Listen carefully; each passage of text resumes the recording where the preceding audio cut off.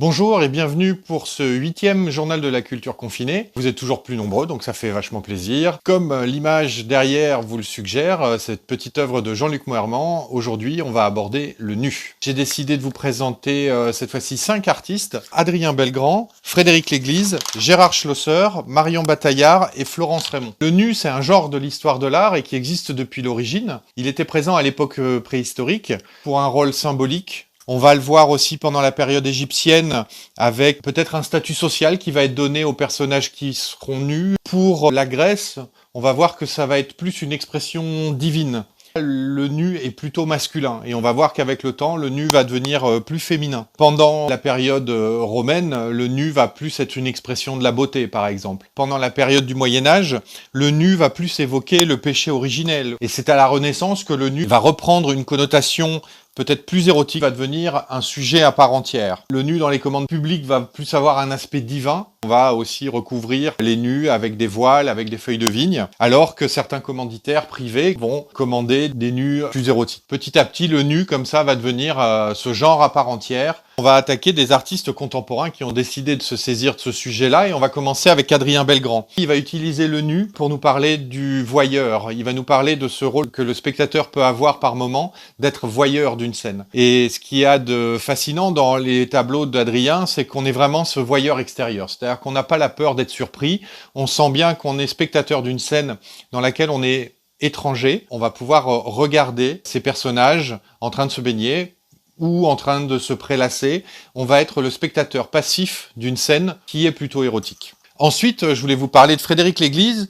Et avec Frédéric Léglise, là, on devient un spectateur plus actif, plus complice du peintre.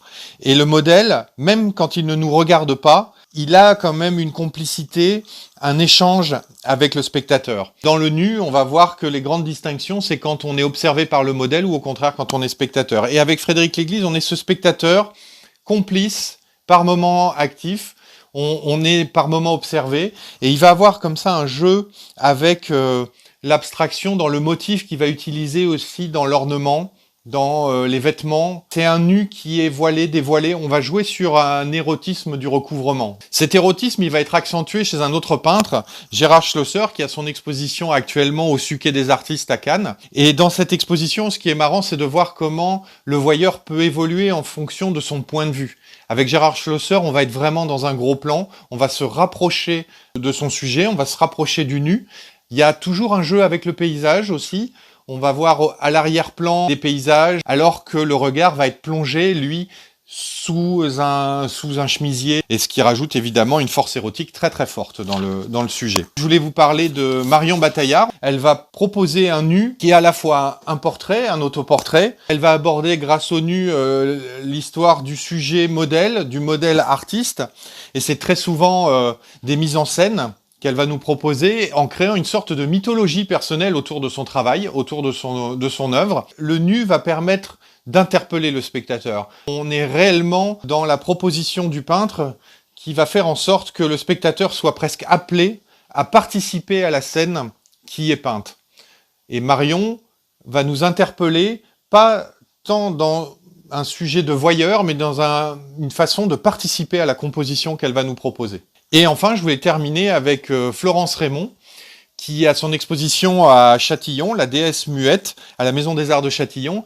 Et je voulais terminer par elle parce que ça nous permet de revenir au début de ce que je vous racontais sur les origines aussi du nu, avec des peintures qui vont créer un espace mental dans lequel elle va jouer avec masculin, féminin, avec la représentation, la figuration, l'abstraction. On va retrouver des codes qu'on a appelés la bad paintings dans les années 80 avec des artistes comme Julian Schnabel. Et la peinture devient un territoire dans lequel le nu devient un code, un genre de la peinture qui lui permet un terrain d'expression, qui n'est pas sans évoquer aussi les jeux de l'enfance. Et on va voir comment Florence Raymond, à travers sa peinture, va évoquer avec des codes masculins ou des codes féminins, la nativité, la protection, une sorte d'environnement plutôt bienveillant, et puis avec peut-être des codes masculins plus agressifs. Tout ça dans une forme picturale qui se rapproche du symbolisme ou de l'abstraction. Voilà, c'était une manière de vous parler du nu, après vous avoir parlé de l'enfer, après vous avoir parlé du paradis. On va voir quels sont les prochains épisodes du petit journal de la culture confinée.